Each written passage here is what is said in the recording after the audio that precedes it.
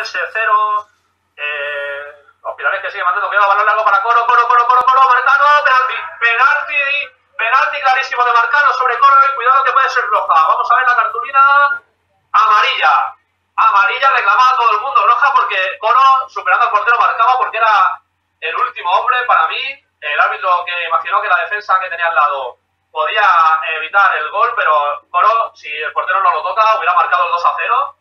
Así que amarilla para Marcano, la verdad es que para mí era roja y para mucha gente. Y hasta todo el banquillo de los Hospitalet saltó para protestar la roja, pero bueno, va a chutar Cristian Alfonso el penalti que puede ser el 2-0 en este minuto 17 de partido. Ha empatado el Llosetense en Spuig, Joan Salvar, Llosetense 1, Reus 1, vamos con el penalti en Hospitalet. Va a chutar Cristian Alfonso, ahí va Cristian Alfonso, el remate, gol.